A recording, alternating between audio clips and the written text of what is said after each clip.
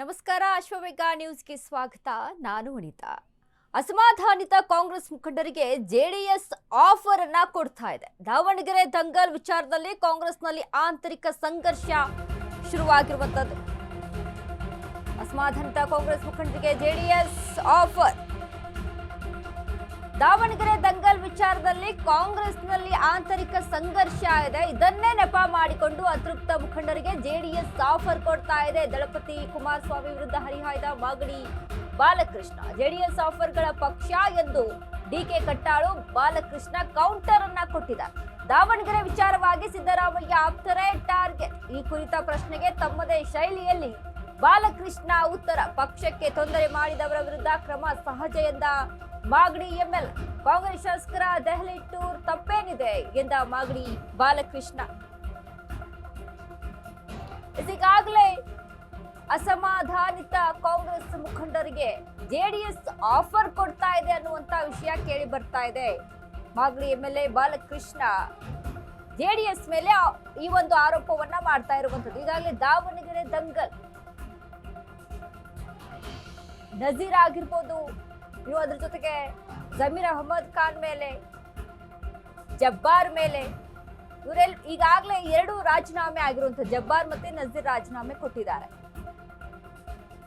ಅದರಲ್ಲೂ ನೋಡಿ ಸಿಎಂನ ಆಪ್ತ ನಜೀರ್ ಅವರು ಕೂಡ ರಾಜೀನಾಮೆ ಆಗಿದೆ. ಇವರಿಗೆ ಮಣೆ ಹಾಕುವಂತ ಕೆಲಸ ಮಾಡ್ತಾ ಇದೆ ಜೆಡಿಎಸ್ ಅನ್ನುವಂತ ಆರೋಪವನ್ನ ಮಾಡ್ತಾ ಇರುವಂತದ್ದು ಬಾಲಕೃಷ್ಣ.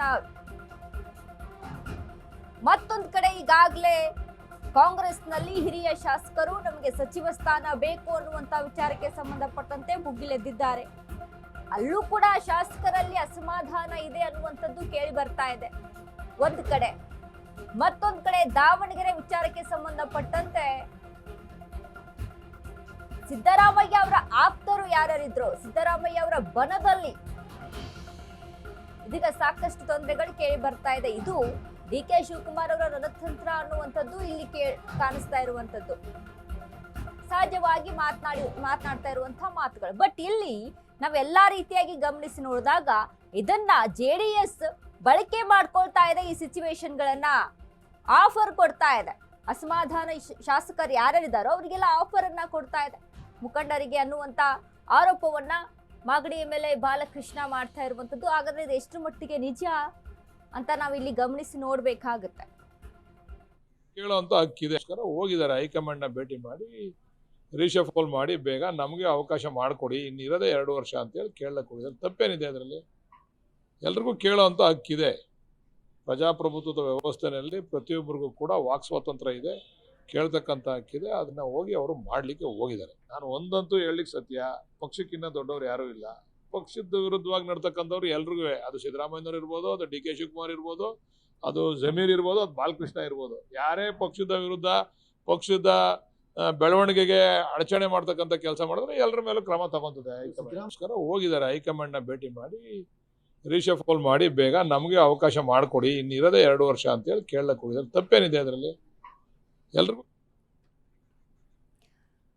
ಈಗಾಗಲೇ ಮಾಗಡಿ ಎಂಎಲ್ಎ ಬಾಲಕೃಷ್ಣ ಹೇಳ್ತಾ ಇರುವಂತದ್ದು ಜೆಡಿಎಸ್ ಆಫರ್ ಕೊಡ್ತಾ ಇದೆ. ಒಂದ್ ಕಡೆ ನಾವಿಲ್ಲಿ ಗಮನಿಸಿ ನೋಡಿದಾಗ ಜಬ್ಬಾರ್ ಆಗಿರ್ಬೋದು, ನಜೀರ್ ಆಗಿರ್ಬೋದು, ಇವರು ಒಂದು ವೇಳೆ ಏನಾದ್ರೂ ಜೆಡಿಎಸ್ಗೆ ಆಫರ್ ಕೊಟ್ಟರು ಮನವೊಲಿಕೆ ಆಗ್ಬೋದೇನೋ. ಬಟ್ ಜಮೀರ್ ಅಹಮದ್ ಖಾನ್ಗೆ ಇದು ಸಾಧ್ಯ ಆಗಲ್ಲ. ಯಾಕಂದ್ರೆ ಜೆಡಿಎಸ್ ಪಕ್ಷದಿಂದನೇ ಬಂದಂಥವ್ರು. ಈಗಲೇ ಪ್ರಚಾರದ ವೇಳೆಯಲ್ಲಿ ದಾವಣಗೆರೆಯಲ್ಲಿ ಆದಂಥ ಒಂದಿಷ್ಟು ಭಿನ್ನಾಭಿಪ್ರಾಯಗಳನ್ನ ಗಮನಿಸಿ ನೋಡಿದಾಗ ಜೆಡಿಎಸ್ನಲ್ಲಿ ನಮಾಜ್ಗೆ ಕುಮಾರಸ್ವಾಮಿ ಬರಲಿಲ್ಲ ಅನ್ನುವಂಥ ವಿಚಾರಕ್ಕೆ ಸಂಬಂಧಪಟ್ಟಂತೆಯೇ ಜೆಡಿಎಸ್ ಅನ್ನ ಒದ್ದು ಬಂದಂಥವ್ರು ಜಮೀರ್ ಅಹಮದ್ ಖಾನ್ ಅನ್ನುವಂಥ ಮಾತುಗಳನ್ನ ಅಲ್ಪಸಂಖ್ಯಾತ ಸಮುದಾಯದಲ್ಲೇ ಕೇಳಿ ಬಂತು.